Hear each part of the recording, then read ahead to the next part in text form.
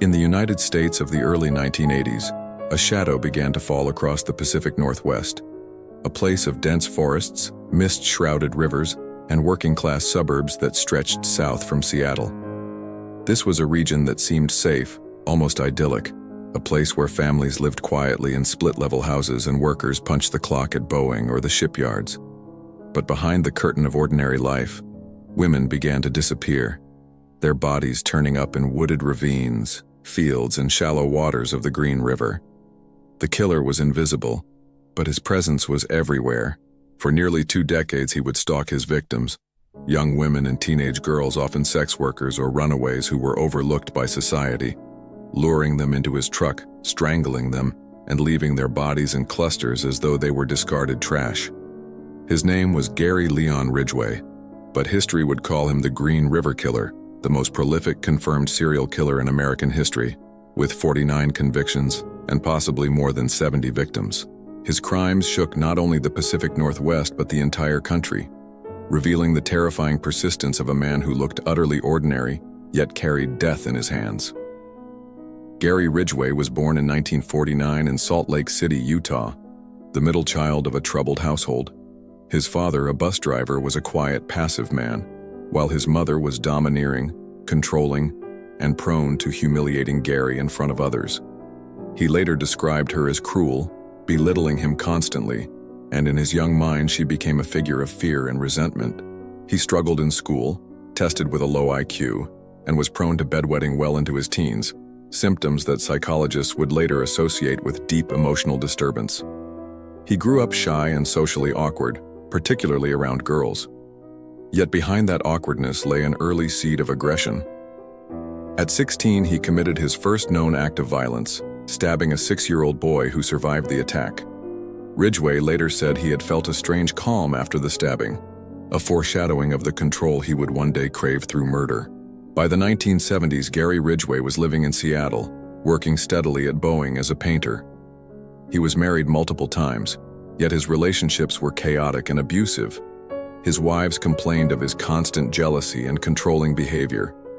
He became deeply religious for a time, attending church and reading the Bible obsessively, yet he also visited prostitutes regularly. This contradiction defined him. Outwardly a hardworking, quiet man of routine, inwardly consumed by sexual obsession and rage. To his co-workers he was unremarkable, the kind of man you would forget minutes after meeting. To his victims, he was death itself. The killing spree began in 1982. Young women, many of them sex workers from Seattle's Pacific Highway Strip, began to vanish. Their bodies were found along the Green River, which cut through the suburbs south of Seattle. Police soon realized they were dealing with a serial killer. The media dubbed him the Green River Killer, and panic spread among the vulnerable communities he targeted. Mothers warned their daughters. Shelters filled with fear, but the killer kept striking. He cruised the highway in his pickup truck, picking up women under the guise of paying for sex. Once they were alone, he strangled them with his bare hands, sometimes using ligatures like shoelaces or strips of cloth. He often killed them in wooded areas or his own home, before transporting their bodies to secluded dumping grounds. What made Ridgway especially chilling was his efficiency. He treated murder like a routine. He later confessed that killing became easy, almost mechanical. He often killed 2 or 3 women in a week. He dumped their bodies in clusters, returning to the sites to have sex with the corpses long after death. For him, murder was not just about domination, but about ritual. He admitted to feeling powerful when he killed, saying it gave him control over women he believed were beneath him. In his twisted worldview, sex workers and runaways were disposable, and society would not miss them. That belief allowed him to continue for nearly 20 years without capture. The investigation into the Green River killings became the largest in American history. Detectives collected thousands of pieces of evidence, interviewed countless witnesses, and even consulted FBI profilers like John Douglas and Robert Ressler, who had pioneered the study of serial killers. Yet despite their efforts, Ridgway eluded capture. He was interviewed multiple times in the 1980s and even passed polygraph tests. He was a suspect, but nothing stuck. His unremarkable appearance, steady job, and quiet demeanor made him seem incapable of such horrors. Meanwhile, bodies continued to appear in woods, fields, and ravines, each bearing the marks of strangulation. The case haunted investigators, some of whom dedicated their entire careers to hunting the killer. Ridgway's killing slowed in the 1990s, but did not stop.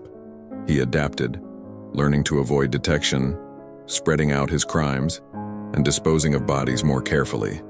For the women of Seattle's streets, the fear never left. They spoke of a man in a truck, of danger that lurked in every encounter.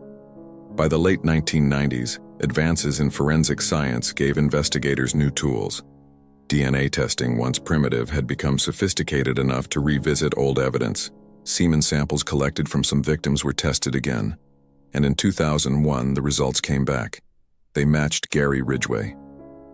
On November 30, 2001, Ridgway was arrested outside the Boeing plant where he had worked for decades. The quiet man who had painted airplanes by day and killed women by night was finally in custody. Confronted with the DNA evidence, Ridgway confessed. But his confessions went far beyond the 49 murders for which he would be convicted.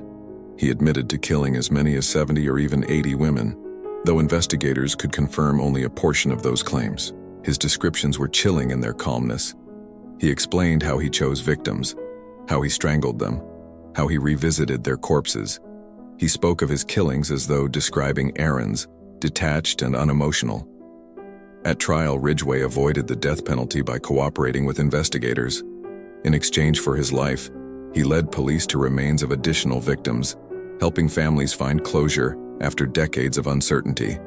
In 2003, he pleaded guilty to 48 counts of murder, the largest number of convictions of any serial killer in American history. A year later, he confessed to one more, bringing the official total to 49. He was sentenced to life in prison without parole, spared execution, but condemned to die behind bars. In court, the families of victims faced him, some weeping, others raging, as they confronted the man who had taken their daughters, sisters, mothers. Ridgway sat silently, occasionally apologizing in words that felt empty compared to the scale of his crimes. For criminologists, Ridgway represented a terrifying archetype, the serial killer who hides in plain sight. He was not flamboyant or theatrical like Ted Bundy. He was not visibly monstrous. He was ordinary, a man who blended into the crowd, who worked steadily, paid his bills, and yet carried out one of the longest and deadliest killing sprees in history. His ordinariness was his camouflage. His victims were marginalized women, often ignored by society, which made his crimes easier to hide. The tragedy of the Green River case was not only the number of women killed, but the way their disappearances were overlooked for so long, dismissed as inevitable consequences of street life rather than evidence of a predator. Even in prison, Ridgway has remained a study in banality and horror. He speaks of his murders without emotion, describing them as if they were simply what he did. Psychologists note his lack of empathy, his shallow affect, his inability to comprehend the enormity of his crimes. He is the embodiment of evil not in appearance but in action, a reminder that monsters can look like anyone, that the man next door, the co-worker, the quiet neighbor, can be capable of unthinkable cruelty. The Green River killings left scars not only on the families of victims, but on the community of Seattle itself. For decades, the city lived with the knowledge that women were being hunted, that a killer walked among them. Even after his arrest, the questions lingered. How many did he really kill? How many bodies remain undiscovered in the forests and fields of Washington? How many families will never know the truth? Ridgway himself has admitted that he cannot remember all the women he murdered, that they blur together in his mind. For him, they were not people, only prey. For the families left behind, they were everything. Gary Ridgway, the Green River Killer, stands as a symbol of the darkest capacities of human beings. His story is not only one of murder, but of neglect, of society's failure to protect its most vulnerable, of the ease with which evil can hide in plain sight. He is a reminder that monsters do not always announce themselves with menace. Sometimes they are quiet men in work uniforms, painting airplanes by day and strangling women by night. He will die in prison, but the shadow of his crimes will never fade. Don't forget to like this video, share your thoughts in the comments, and subscribe to Crimson Narratives for more haunting journeys into the darkest corners of human history. Because only by remembering can we honor the victims, and only by telling these stories can we guard against the monsters who still walk among us.